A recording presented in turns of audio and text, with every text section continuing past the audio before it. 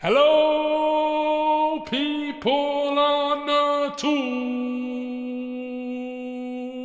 What's good, people on YouTube? How's it going today? My name is Powellguygaming and I'm back with another Monster Hunter Wilds video. Now, if you guys don't know, on this channel, I'm dedicating all my Monster Hunter Wilds videos to all the new players who are playing this game. So, if you are new or you know anybody that is new, send them over to my channel and I will be happy to help guide them. So anyways, in this video we're going to be talking about Monster Hunter settings, and there are plenty of settings in this game that you can alter and change, and a lot of it is dependent on what system you're playing on or your personal preference. And I'm not going to go through every single one because that's way too many to go through. But what I am going to do is pick 5 settings that I personally run, that I personally have on. So anyways, without further ado, let's go ahead and get into the video. Make sure you hit the like button and subscribe to the channel if you are new to join the PGC. Whoa! So the first setting in the game I'd recommend is for you to check out the brightness setting. Now I know what a lot of you are thinking.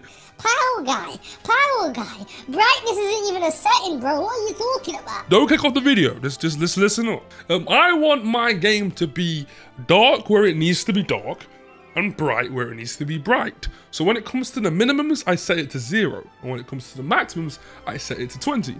And my overall brightness, I go for a 3.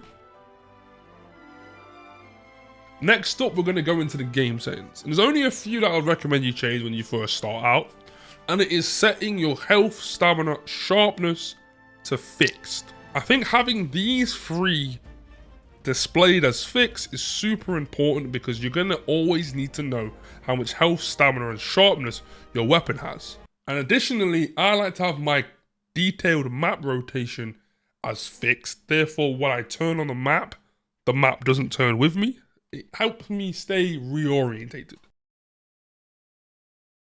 Now, I know to begin with, this setting might not make any sense, but as you get further on into the game, it's nice to know what each weapon's damage is actually going to do, and being able to compare them all relatively easy. To do that, you want to turn your display weapon attack power to display without coefficient. When it is on, it's going to display a weapon's base attack relative to the weapon. So a great sword is going to have higher base attack than a bow. So when you turn the coefficients off, it's easier for you to see each of the weapon's attack powers between the different weapon types to fully understand how each weapon pairs up and matches up.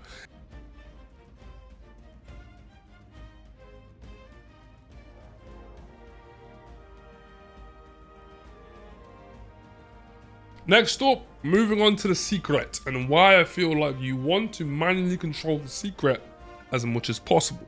I heavily recommend you start by turning off Secret Auto Explore. This means when you're on the secret, it will not just warp randomly wherever it wants. Ideally, the secret always will follow your waypoint. When a waypoint is not on, then your secret will just end up walking wherever he wants to go. If you were to have it on auto explore and you were to leave him, he would just walk anywhere he wants. He would turn, he would go up, he would go down, and you kind of don't want that. I think the general rule of thumb when it comes to secret and controlling is you want everything to be as manual as possible. The secret is already kind of difficult to control, so if you can control it properly, it makes your life way easier. Finishing up the secret controls, I have my secret manual controls as type 2.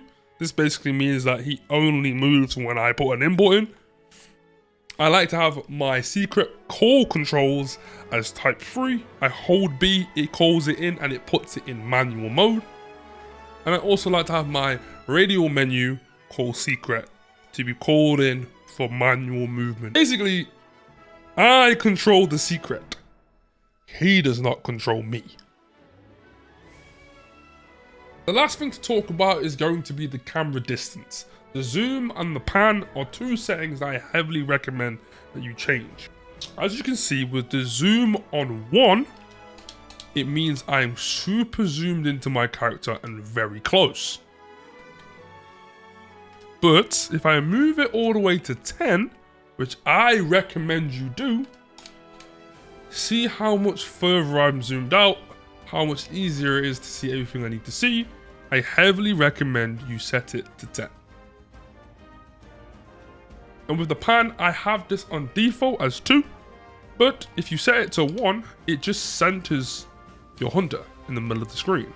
I like to have it on 2 because it gives me a slight bit of off center, but I heavily recommend you play around with it to set it as offset as you want, and therefore when it comes to aiming at stuff, it might be easier for you because your hunter won't be in the way. And there you have it. Those are the settings I recommend that all new players turn on. And of course, settings are subjective.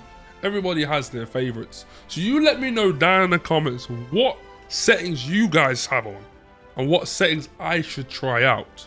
Hopefully you enjoyed the video. Enjoy the rest of your day, evening or night, depending where you're from.